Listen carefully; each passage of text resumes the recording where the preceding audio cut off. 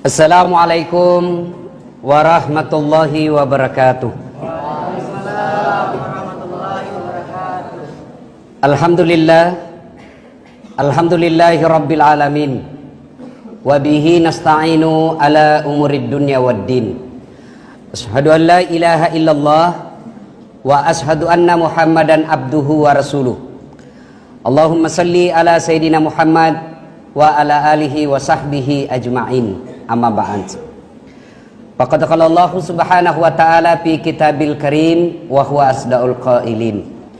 A'udzu billahi minasyaitonir rajim. Bismillahirrahmanirrahim. Ya ayyuhalladzina amanu dukhulu fis silmi kaffatan wa la tattabi'u khutuwatis syaitan innahu lakum aduwwum mubin. Wahai orang-orang yang beriman, masuklah engkau ke dalam Islam secara sempurna dan janganlah engkau ikuti langkah-langkah setan, karena sesungguhnya setan itu musuh yang nyata bagi kalian. Dan di tengah-tengah kita, meskipun lagi masjid dengar ceramah, masih ada setan di tengah-tengah kita. Apa setannya Ustadz? Bukan popo, bukan juga parakang, bukan juga uka-uka, tapi apa setan yang ada di tengah-tengah kita? Handphone. Ustaz sudah ceramah masih SMS juga. Simpan dulu HP, simpan dulu deh, kita dengar ceramah dulu. Selama kita pegang itu HP, nagoda ki setan untuk balas WhatsApp. Simpan dulu, simpan. Kalau perlu kasih menghadap ke bawah dia. Saatnya untuk dengar dakwah. Wa qala aidan bismillahirrahmanirrahim. Innallaha wa malaikatahu yusalluna ala nabi. Ya ayyuhalladzina amanu sallu alaihi wa sallimu taslima. Sesungguhnya Allah dan para malaikatnya bersalawat kepada Rasulullah Muhammad sallallahu alaihi wasallam, maka wahai orang-orang yang beriman, bersalawatlah kalian kepada Rasulullah dengan sebaik-baik salawat. Allahumma salli ala sayyidina Muhammad wa ala alihi wa sahbihi ajma'in. Amma ba'd. Ibu bapak, saudara-saudara sekalian, jamaah tarawih Masjid Al-Aqsa Universitas Hasanuddin yang insya Allah dimuliakan dan dirahmati oleh Allah subhanahu wa ta'ala. Telah datang bulan Ramadan, bulan yang kita rindu-rindukan. Tentu orang yang beriman, pak kepala talak tidak merindukan. Kemudian puasa misalnya orang ya, orang beriman tentu merindukannya. Sidang jamaah yang saya muliakan, bulan Ramadan banyak sekali namanya. Disebut dengan bulan penuh ampunan, disebut dengan bulan dilipat gandakan segala kebaikan, disebut dengan bulan dikabulkan semua doa-doa, disebut dengan bulan ibadah-ibadah sunnah sama nilainya dengan ibadah wajib. Banyak lagi namanya. Salah satu nama bulan suci Ramadan adalah bulan penuh rahmat. Bulan penuh rahmat. Lalu Nabi masih suaku, Ustaz, jadi kalau masuk Ramadan itu otomatis makin dapat rahmat? Tidak. Kalau mau kau dapat rahmat, ada syaratnya. Apakah semua orang yang ingin dapat rahmat otomatis dapat rahmat? Tidak, harus ada syaratnya. Sama baru-baru ini, seluruh tamatan SMA daftar SMPTN. Apakah semua yang mendaftar otomatis masuk? Otomatis masuk perguruan tinggi negeri? Tidak, ada syaratnya. Apa syaratnya? Lulus nilaimu bos, memenuhi kriteria, baru bisa lulus. Kalau tidak bisa, meskipun kau mau sekali, tidak. Demikian juga Ramadan, harus ada syaratnya mendapat rahmat dari Allah. Apa syaratnya? Nah, inilah yang kita bahas pada taklim kita kali ini. Mudah-mudahan cukup waktu. Dalam Al-Quran Allah jelaskan, bismillahirrahmanirrahim, innal ladzina amanu wal ladzina hajaru wajahadu fi sabilillahi ulaika yarjuna rahmatallahi wallahu ghafurur rahim. Ayat ini menginformasikan, Anda ingin dapat rahmat Allah, ada 3 syaratnya. Berapa dek? Berapa? 3 aja bos. Lebih susah syaratnya jadi anggota DPR, apalagi jadi wali kota. Repot, baku gugat-gugat. Seandainya nak tahu itu bagaimana hukumannya jadi pemimpin yang salah gunakan amanah, dikasih lihat api neraka, tidak ada mau jadi pemimpin, bos. Berhenti mana dede api. Cuma karena dia bayangkan ajudan, dia bayangkan pangkat, dia bayangkan Garuda, mau semua.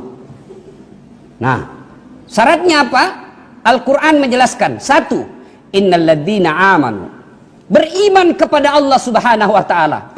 Langsung anak muda tepuk dada. Gampang justas. Punna iman ji beres mi. Sorry bos, mengaku beriman gampang. Tapi yang sulit adalah diakui oleh Allah sebagai beriman. Contoh, kenal Ki Yusuf Kalla? Kenal? Joya Wapres kah? Kenal? Omku itu bos. Bapakku sama bapak saudara. Cikaling amureku. Ngaku gampang. Kenal Ki Donald Trump? Kenal?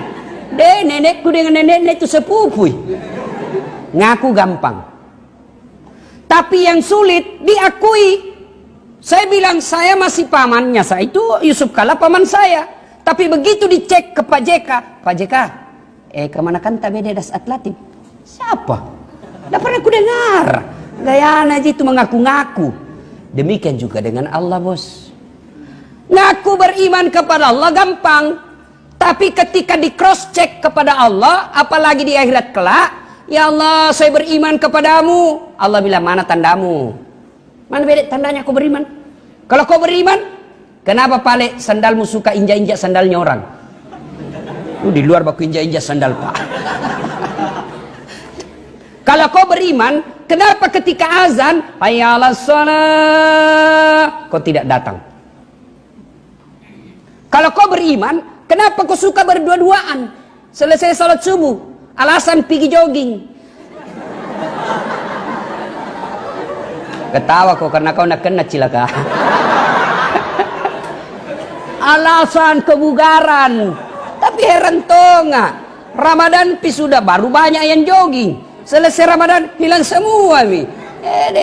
Padahal modus. Coba. Kalau kau beriman, kenapa pakaianmu seperti itu? Kalau kau beriman, mana kriterianya? Nah, orang beriman itu jelas. Iman adalah, waktu aku masih SD aku pelajari ini. Iman adalah meyakini dalam hati, mengucapkan melalui lisan, melakukan dalam kehidupan sehari-hari. Dari definisi operasional ini, maka dapat diambil kesimpulan ada 3 syaratnya iman. 1, yakin dalam hati. 2, ucapkan melalui lisan. 3, lakukan dalam kehidupanmu. Maaf.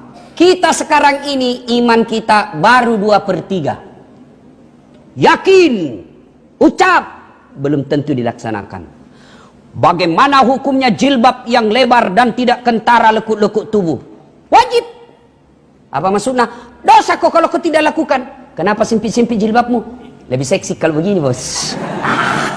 Tidak, belum lagi beriman kepada Allah. Kenapa? Dia hanya di bibir, hanya diyakini, tapi belum dilakukan. Bagaimana menurutmu Ramadan? Saya mendapat hadis bahwa Ramadan itu seperti buah kelapa. Makin lama makin kuat, makin lama makin banyak santannya, makin tua Ramadan makin banyak pahalanya. Oh itu benar menurut Nabi itu. Tojeng jo. Cocok itu Nabi bilang ustaz. Kenapa paling akhir Ramadan hilang semua mako? Wah mall. Ini kalau awal Ramadan saya lihat itu penuh sampai di luar.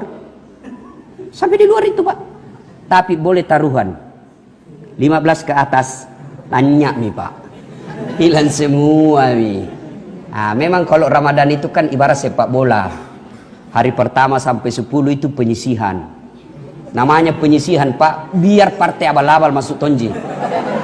Pak Botoro, Pak Kepala Talang, nah datang semua.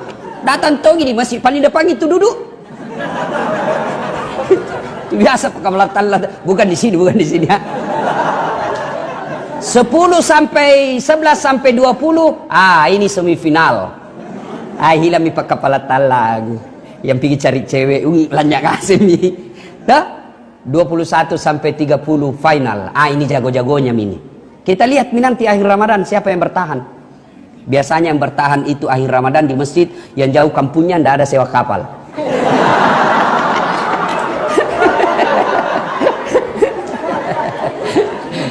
Tahu bos, pernah tonjek jadi mahasiswa.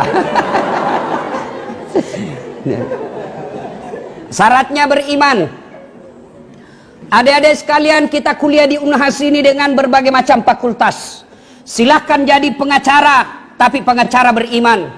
Silahkan jadi dokter, dokter yang beriman. Silahkan jadi ahli komunikasi yang beriman. Silahkan jadi insinyur, insinyur yang beriman. Apa saja profesi kita, tapi landas dan utamanya iman. Kalau dia jadi tentara, tentara beriman, maka dia lindungi ustadz. Kalau dia dokter, dokter beriman, maka ilmu kedokterannya akan dimanfaatkan untuk mengangkat harkat dan martabat umat Islam.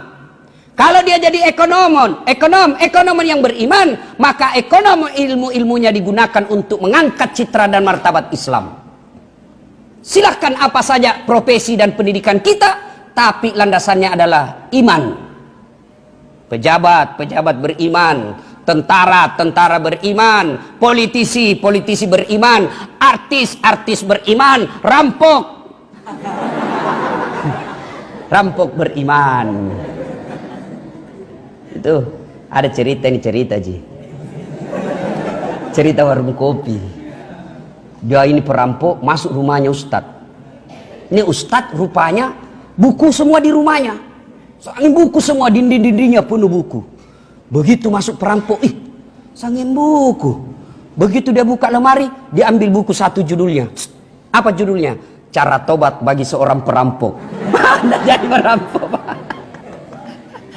Satu, ingin mendapat rahmat dari Allah, beriman kepada Allah. Syaratnya pertama, aman, beriman kepada Allah Subhanahu wa ta'ala. Yang kedua, karena waktu yang terbatas, syarat kedua, innalladzina amanu walladzina hajaru, mereka berhijrah kepada ajalan agama Allah. Apa itu hijrah? Ini lagi populer ini istilah hijrah. Hijrah bahasa milenial. Hijrah itu bahasa gampangnya taubat. Mereka bertobat. Sekarang anak-anak baru 3 bulan belajar YouTube. Hijrah. Celanamu tidak dibawa di atas mata kaki. Kalau dibawa mata kaki masuk neraka. Janganku gara-gara dibawa mata kaki celana aku kasih masukin neraka bos. Jelas namamu itu surga, kasih masukin juga. Kalau tidak mau aku kasih di tengah-tengah, biar kami di pinggir-pinggir saja. Lihat kau di dalam tengah-tengah. Yang penting surga juga. Ya, baru 3 bulan belajar komunitas hijrah. Ada ustadz yang ceramah tidak memulai dengan innal hamdalillah. Bukan ustadz sunnah. Jangan begitu. Ya, jangan terlalu mengklaim. Berislamlah dengan rahmatan lil alamin. Jangan suka menyalahkan pendapatnya orang. Ya. Mengikutlah imam-imam dulu. Imam bagaimana Imam Ahmad ketika datang ziarah ke makamnya Imam Syafi'i. Imam Ahmad tidak mengajarkan tidak kunut. Imam Syafi'i mengajarkan kunut. Datang Imam Ahmad ziarah kubur di Imam Syafi'i. Imam Ahmad kunut. Ditanya sama imam anak buahnya, ya Imam, Anda mengajarkan tidak kunut. Kenapa Anda kunut? Apa? Saya menghargai Imam Syafi'i. Kita ini baru belajar 3 bulan agama, itu pun belajar di YouTube. Pas lagi download habis kuotanya. Paham agama sedikit-sedikit ya. Oke. Berhijrah, bertobat. Apa syaratnya tobat? Ustaz, saya bertobat. Apakah setelah mengaku bertobat otomatis diterima tobatnya? Tidak. Apa syaratnya? 1, 2, mengakui. 3, tidak mengulang. Ini agak susah ini. Biasanya kita mahasiswa tobat mak, Ramadan ini tobat. Tak mau lagi pacaran. Iya mak. Betul. Sekali di WhatsApp lagi sama ceweknya, Kak, bonceng saya pi boleh WhatsApp. Tunggu dek, 5 menit saya datang. Lupa lagi tobatnya. Ya. Yang keempat, ganti dengan kebaikan. Selama kita menyesal, mengakui, tidak ulang, lalu dia ganti dengan kebaikan, dosa apapun pasti Allah ampuni. Itu kalau dosa kepada Allah.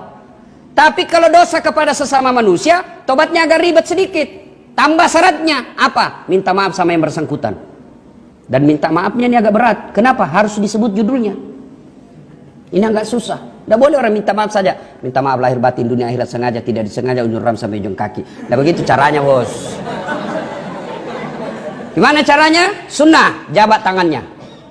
2, senyum. Jangan tunggu jabat tangan orang tidak mau senyum. 3, pandang matanya. Pandang tentu dengan pandang ramah, jangan pabolak. Begitu. 4, salawat kepada Nabi. Allahumma salli ala Sayyidina Muhammad wa ala ali Sayyidina Muhammad. Yang 5 yang agak berat, sebut judulnya. Bos, pernah dulu itu mata kuliah ini, pengantar ilmu hukum, waktu mau ke final test hilang catatanmu toh? Iya jengkelku itu kurang ngajar itu yang curi. Kok dalak? Langsung dia bilang, minta maaf nak saya yang curi. Nah, Nabi bilang teman tak saya maafkan kok, kasih kembali dulu bukuku. Tidak boleh minta maaf, bukunya orang tetap nucokko. Maka ini pejabat-pejabat yang pernah ngambil barang negara ini agak susah.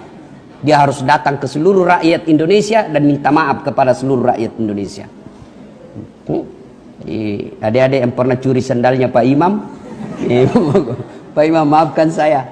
Kenapa dek? Pernah dulu hilang sandal tak? Buku suka lagi itu. Saya ambil ke Pak Imam. Saya bilang kasih kembali dulu. Baru maafkan kok. Tidak boleh minta maaf, sandalnya orang tetap diambil. Jadi adik-adik yang pernah ngambil barang-barang teman Ramsis, kasih kembali ki bos. Una lupa motor ki pandra ko. Disuruh pikul ko nanti itu semua barang yang pernah kau curi. Kalau hijrah kembalikan. Kalau sudah meninggal orangnya cari ahli warisnya. Kalau tidak dikembalikan, kita wafat meninggal dunia, di padang mahsyar disuruh pikul itu yang barang pernah diambil. Pas lewat teman tak bilang kurang ajar lah. Kau paling ambil ki, setengah mati aku cari ke satu kamar jaki lagi kau sembunyi. Coba, ya, mengakui, menyesal, tidak mengulang, ganti kebaikan. Kalau berkaitan dengan manusia, maka minta maaf sama bersangkutan. Berkaitan dengan barang, syarat yang ke-6, kembalikan barangnya orang. Nah, sekarang itu bertobat. Bagaimana cara bertobatnya, Ustaz? Cara bertobatnya ada 2. Cara bertobat 1, tobat bil lisan. Cara apa Ustaz? Memperbanyak istighfar. Astaghfirullahaladzim azim wa atubu ilaihi la ilaha illa anta subhanaka inni kuntu minadz zalimin.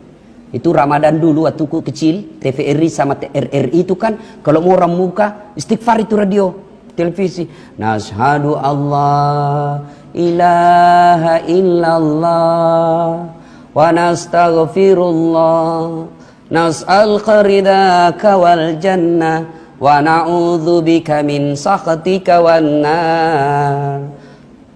Allahumma innaka afun karim tuhibbul afwa fa'fu anna ya rahim. Itu dulu TVRI sama radio RRI. Dulu. Deh sekarang hilang semua. Begitu orang mau buka muncul semua politisi. Saya anggota DPR RI. Komisi 3. Ngapa kok kalau kau DPR? Saya direktur ini. Sibuk nah. Nah, kalau betul-betul bertobat dan ingin diampuni dosanya di bulan suci Ramadan ini, maka jelang buka saat paling baik adalah saat jelang buka beristighfar. Astaghfirullahaladzim wa atubu ilaihi la ilaha illa anta subhanaka inni kuntu minadz zalimin. Dengan catatan kalau kita istighfar jantongki di depan makanan, bos. Nashhadu Allah ilaha illallah jalan kote 2. Nambah 2 jalan kote. Wa nastaghfirullah pisang hijau. Nas'al qarida nasi goreng. Tidak, itu namanya mulut istighfar, dalam hati yang mana dulu kumakan. Ya, yang kedua, kalau betul-betul ingin mendapat rahmat Allah di bulan suci Ramadan ini, maka setelah memperbanyak istighfar, lalu tunaikan sholat sunnah taubat. Selesai sholat maghrib, nunggu isya, sholat sunat taubat. Berapa rakaat? 2 rakaat salam, 2 rakaat salam, 2 rakaat salam, sampai 6. Bolehkah 2 Ustadz? Boleh. Boleh 4, lebih bagus. 6, lebih utama. Sama tong martabak. Ada yang super, ada pipi super. Begitu juga. Kalau 2 biasa. Kalau 4 luar biasa. Kalau 6 sangat luar biasa. Sholat sunat taubat. Daripada kita gentayangan di luar, lebih kita maghrib nunggu isya, sholat sunat taubat, 2 rakaat salam, 2 rakaat salam. Sholli sunat taubat, rakataini lillahi ta'ala, Allahu Akbar. Itu bahasa Arab. Saya niat sholat sunat taubat, 2 rakaat sunnah hukumnya bagi saya, lillahi ta'ala, Allahu Akbar. Masih repot, paling gampang. Berdiri tegak, menghadap kiblat, baru bilang maki, Tuhan, sampai sunat taubat kayak ini nah, Allahu Akbar. Serius ini anak mudanya ketawa. Bambang. Sudah itu 2 rakaat, ulang lagi. Tuhan, masih seperti yang tadi. Allah. Kapan tobatnya? Sujud terakhir. Tobat maki, sujud terakhir. Apa? Sampaikan. Ibarat kita menulis, kita punya diari. Curhatlah di diari itu. Curhatlah ketika kita sujud. Sampaikan apa penyesalan dan dosa yang pernah kita lakukan. Ya Allah, saya hilap ya Allah. Saya pernah berzina ya Allah. Saya di luar kontrol. Saya betul-betul hina. Ya Allah, saya terkendali oleh hawa nafsu dan bisikan setan. Maafkan saya ya Allah. Kalau engkau tidak memaafkan, maka hinalah saya ya Allah. Engkau Tuhan tempat hamba menyembah, dan engkau Tuhan tempat hamba mohon bantuan dan pertolongan. Maka tolong hamba ya Allah. Ampuni dosa dan kesalahan saya. Yang lebih penting ya Allah, berikan saya kesanggupan dan kemampuan tidak mengulangnya. Karena tanpa hidayah, biasanya kita ulang. Tobat hari ini na ulang lagi, tobat lagi na ulang lagi, tobat lagi. Malaikat iyon apa cobi-cobi kok. Yang ketiga, jika ingin mendapat rahmat dari Allah Subhanahu wa taala, yang ketiga, innalladzina amanu walladzina hajaru wajahadu fi sabilillah. Berjihad di jalan agama Allah. Ini yang banyak sekarang mulai kita takut menyebut kata jihad. Jihad menurut Imam Al-Ghazali, segala sesuatu yang diniatkan lillahi ta'ala itu jihad. Puncak jihad adalah mengendalikan hawa nafsu. Itu puncak jihad. Termasuk jihad besar, perang fisabilillah. Tapi bukan di Indonesia. Kalau kau bom bunuh diri di Indonesia, ambil pasang bom 1 kilo, dia pergi bom pasar. Yang meninggal haji. Wah, bukan itu namanya jihad. Kalau mau jihad ke Palestina, jelas musuhnya. Kalau di Indonesia, jangan bicara jihad baru kita bom bunuh diri. Tidak ada itu, mati konyol itu. Nah, jihad bagi kita anak mahasiswa, jihadnya apa? Nuntut ilmu. Jihadnya kita pemuda, kendalikan hawa nafsu. Suatu ketika Rasulullah pulang dari perang Badar, lalu Nabi bersabda, baru saja kita pulang dari perang yang kecil dan akan menghadapi perang yang sangat besar. Wih, tak bangka ngasing sahabat deh. Masa ini perang Badar paling besar ini? Perang apa lagi? Adakah yang paling besar dari perang Badar ya Rasul? Nabi bersabda, iya. Apa itu? Mengendalikan hawa nafsumu. Ini yang paling berat. Coba, anak muda, tidak takut dia kalau ketemu geng motor. Sama-sama nambil Pancasila. Kau dan satu, saya dan kawan-kawan. Coba. Tapi begitu ketemu cewek, hancur. Nah, lupa ayatnya. Sebentar tompi. Gampang ji, sebentar kita tobat. Mengendalikan hawa nafsu adalah jihad. Jihad bagi kita adalah gampang. Gampang caranya Ustaz. Adik-adik mau pergi kuliah, amalkan. Wudhu dulu. Sudah dia wudhu, dia sholat duha 2 rakaat sebelum keluar. Sudah itu dia pakai pakaian yang islami, dia tutup auratnya. Lalu sudah itu dia keluar rumah. Sebelum dia keluar rumah, dia bertawakal kepada Allah sambil berdoa. Bismillahirrahmanirrahim. Inna salati wa nusuki wa mahyaya wa mamati lillahi rabbil alamin. Lalu dia keluar dari pintunya sambil menghadap ke langit. Bismillahi tawakkaltu ala Allahi la haula wa la quwata illa billah. Melangkah kaki kanan dulu. Insyaallah keluar rumah orang seperti ini dinilai jihad langkah-langkah kakinya. Kaki kanan catat 1 pahala. Kaki kiri gugur dosa kecilnya. Bayangkan kalau kita tinggal di Tamalate, datang ke Perintis, UNAS, sampai tak putar-putar di fakultas, naik rektorat lantai 8, turun lagi, putar lagi di lapangan. Berapa langkah kaki didapat? Berapa jihadnya? Kaki kanan satu pahala, kaki kiri gugur dosa kecil. Bagaimana kalau naik angkot Ustaz? PT-PT kampus, alhamdulillah ampa rodanya dikali 4.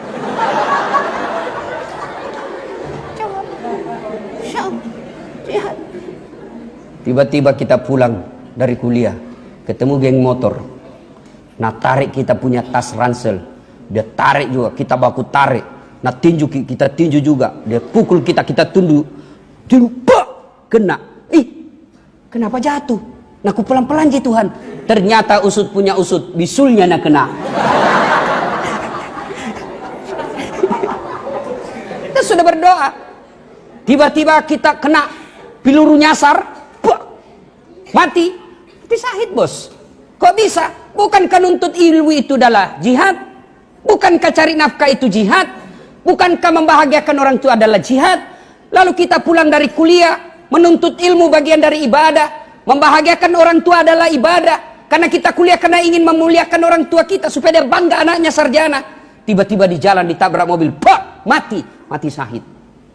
Sudah ada wudunya, ditutup auratnya, dia sudah sholat duha, dia sudah berdoa, inna sholati, sesungguhnya sholatku, wa nusuki, ibadahku, wa mahyaya, hidupku, wa mamati, dan matiku, lillahi rabbil alamin. Saya serahkan segalanya kepada Allah. Bismillahi, dengan nama Allah, tawakkaltu, saya berserah diri, la haula wa la quwata illa billah. Tidak ada daya dan kekuatan kecuali datangnya dari Allah subhanahu wa ta'ala. Akhirnya ayat ini Allah tutup. Ulaika yarjuna rahmatallahi wallahu ghafurur rahim. Itulah orang-orang yang betul-betul aku rahmati, kata Allah. Mereka beriman sepenuh hati, mereka berjihad fisabilillah, kemudian berhijrah di jalan agama Allah. Itulah orang-orang yang betul-betul aku rahmati. Sesungguhnya Allah Maha Pengampun. Sudah diberikan rahmat Allah, ditambah dengan ayat berikutnya, innallaha ghafurur rahim. Allah ampuni dosa-dosanya. Sesungguhnya Allah mencintai orang-orang yang bertaubat. Semoga Allah subhanahu wa ta'ala membukakan pintu hidayah di bulan suci Ramadan ini, sehingga kita mampu betul-betul mempertahankan hidayah yang kita peroleh dan kita amalkan dalam kehidupan sehari-hari. Dan yang lebih penting dari itu, kesalehan kita keluar setelah Ramadan tetap